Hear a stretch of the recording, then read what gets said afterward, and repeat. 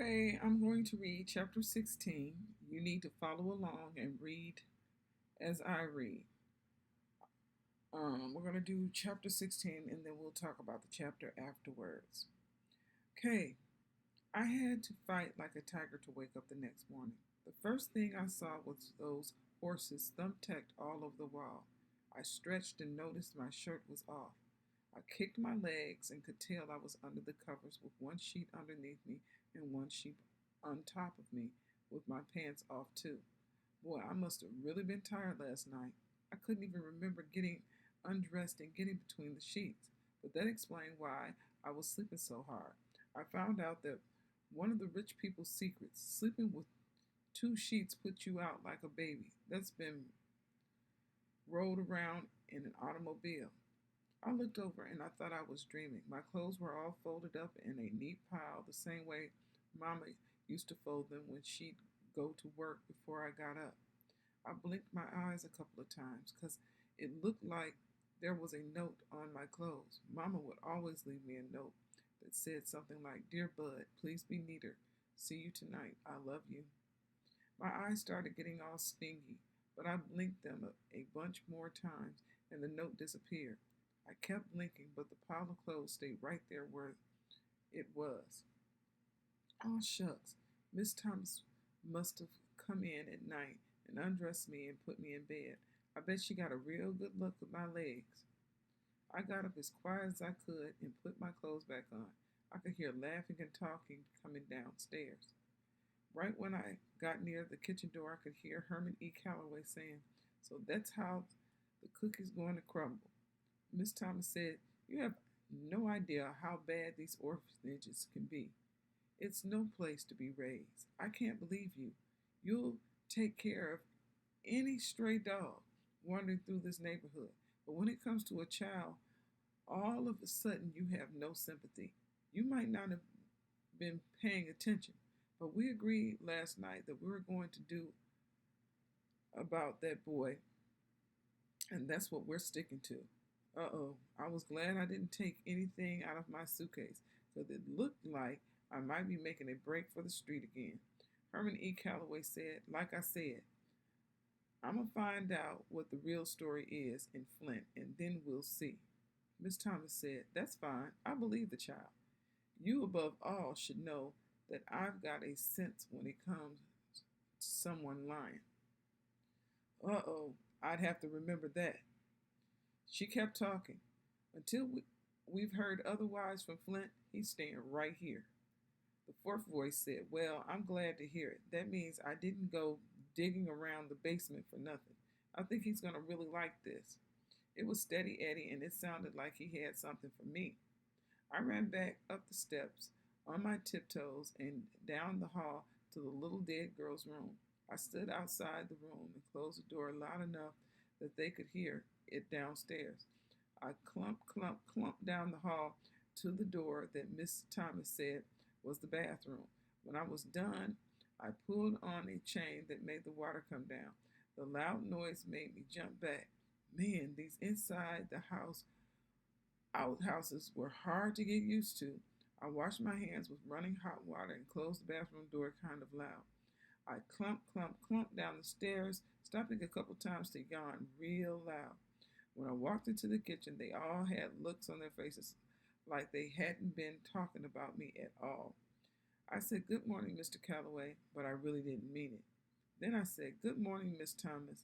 Good morning, Mr. Jimmy. Good morning, Steady Eddie."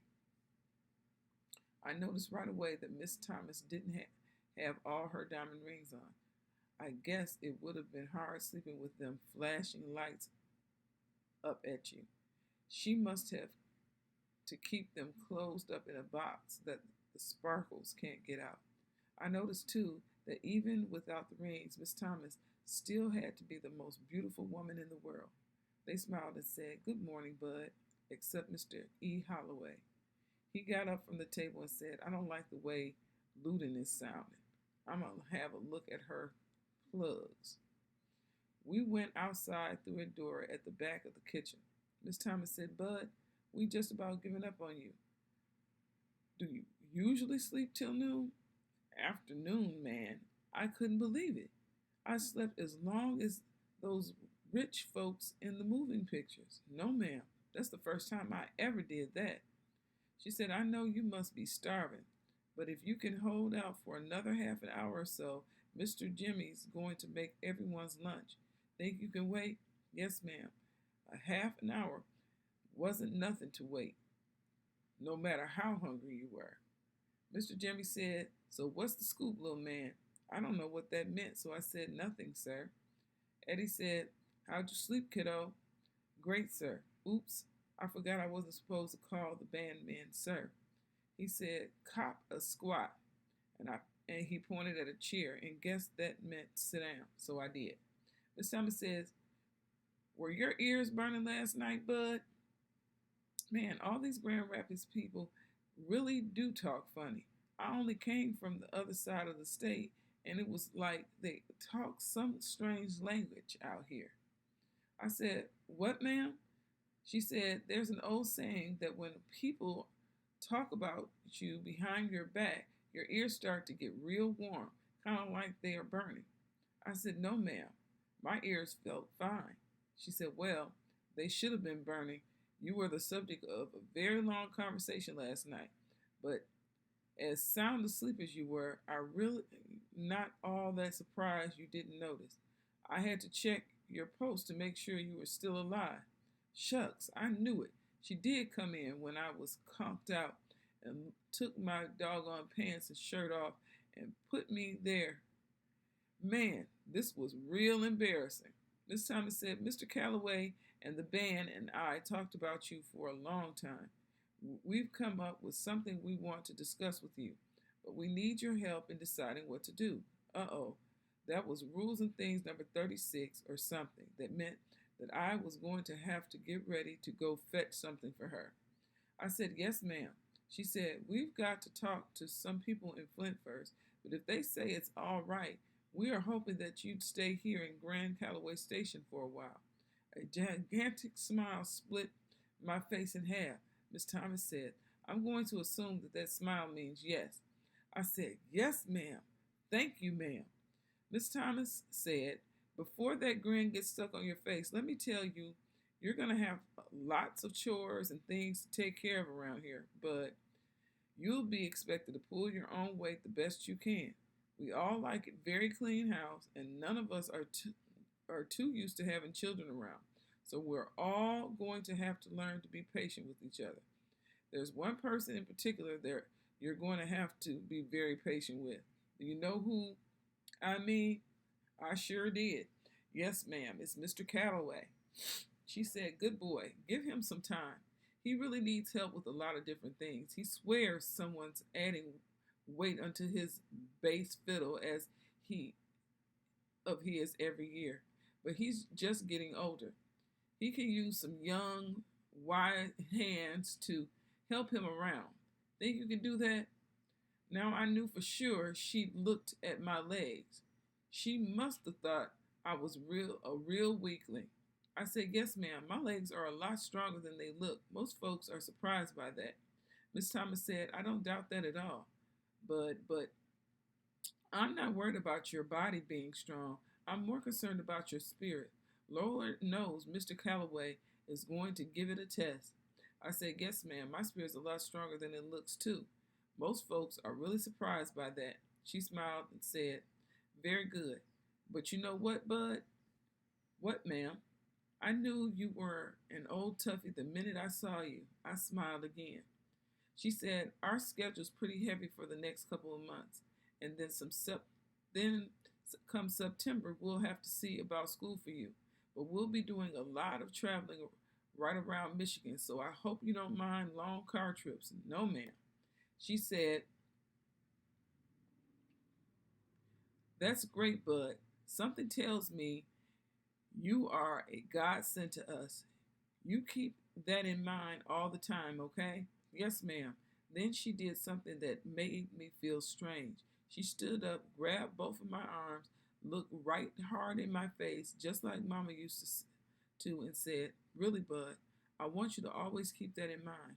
This might get hard for you some of the time, and I don't always travel with the band.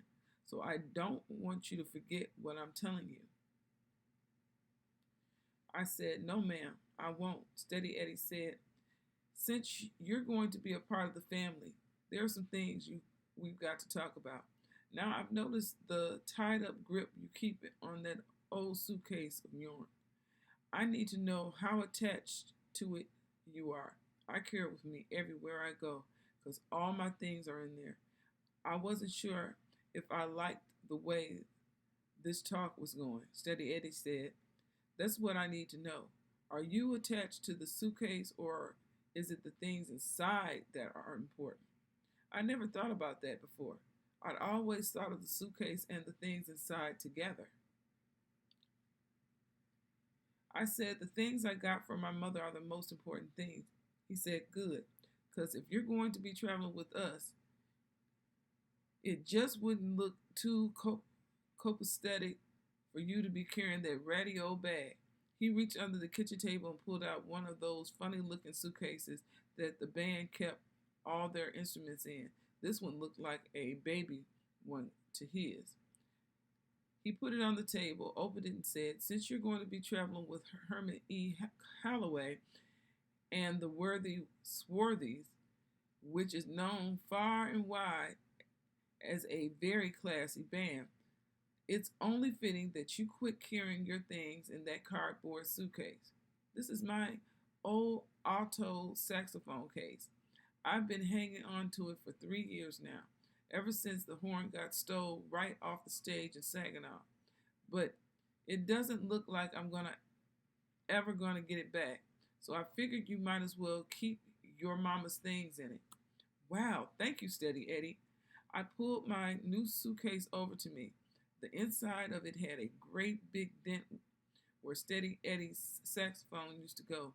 Now there wasn't anything in it but a little raggedy pink towel. The case had some soft, smooth black stuff all over the inside of it. It covered everything, even the dent. There was a real old smell that came out of it too, like dried up slobber or something dead. It smelled great. The back kitchen door opened, and I thought Herman E. Calloway was coming back in to ruin everybody's fun, but it was the rest of the band. Everyone said hello, poured themselves some coffee, sat down at the table. Doodlebug said, I see Mr. C's got Loden's carburetor tore down again. Anything wrong? Miss Thomas said, there's lots wrong, but not with that car. They all laughed, so I joined in too. I patted my new suitcase and said, this here's my case now. I'm going to be going around with you. They smiled, and Dirty Deed said, so we here. Glad to have you on board, partner. Steady Eddie said, I was just about to tell him some of the things that Herman E. Calloway requires of anybody in his band, the thug said, otherwise known as Herman E. Calloway's rules to guarantee you have no female companionship, no alcohol, no fun at all. Rule number 1, practice 2 hours a day, Mr. Jimmy said. That's a good one. Steady Eddie said, Set got you this, bud. Steady Eddie had another present for me. This was a long, brown, skinny wooden flute. I was going to have to learn music. He said, it's called a recorder. Once you've developed a little wind and some tone and embouchure, we'll move on to something a little bit more complicated. These must have been more of those Grand Rapids words because they sure weren't like the American talk I ever heard before. I said, thank you. Steady Eddie said, don't thank me until you've been through a couple of hours of blowing scales. We'll see if you're still grateful then. The thug said, now all that's left is to give a little stuff here a name. Miss Thomas said, I don't like the way Loden's been sounding. I think I'm going to check the air in the trunk. She picked her coffee up and started to leave the kitchen. Doodlebug said, you don't have to leave, Miss Thomas. Darling, I know that. It's just that This is one of those man things that you all think is so mysterious and special that I have absolutely no interest in. The only thing I can hope is that the process is improved since you four have given your names. Then she left the room. As soon as she was gone, Steady Eddie told me, "Hand me your axe and stand up, bud." I was starting to catch on to this Grand Rapids talk. I remembered that an axe is an instrument. I handed it I handed Steady my recorder and stood up in front of him. He said, "Uh-huh. She was right. This is a mysterious and special. So that grin's gotta go, brother." I tried to tie down my smile. Steady said, "Mr. Jimmy, you're the senior musician here. Would you proceed?" Mr. Jimmy said, "Gentlemen, the door is open for names for the newest member of the band. Bud, not Buddy." They started acting like they were in school. The thug raised his hand and Mr. Jimmy pointed at him. Thug said, "Mr. Chairman, in light of the boys' performance last night at Sweet Pea, I nominate the name Waterworks Willie."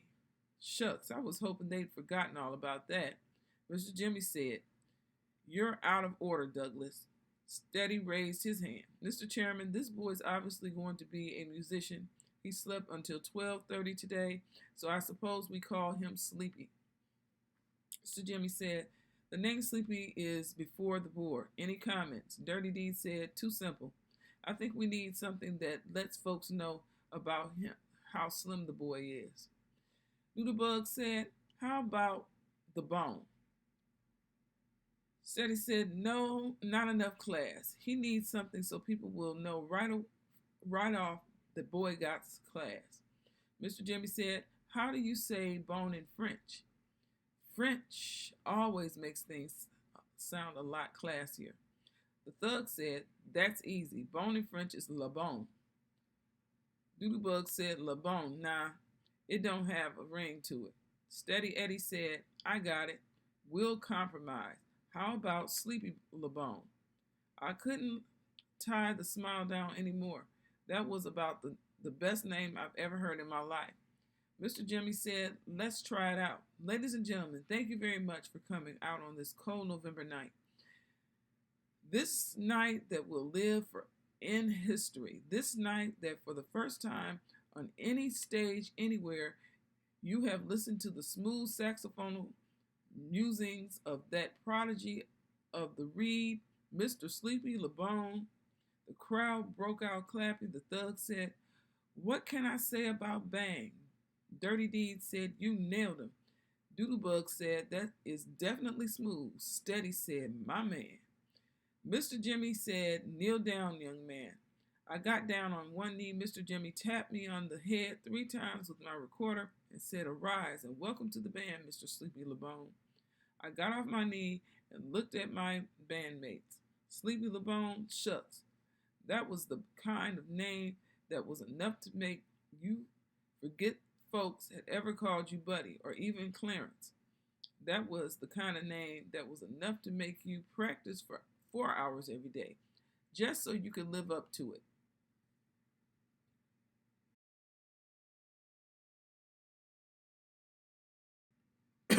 Excuse me. According to chapter 15,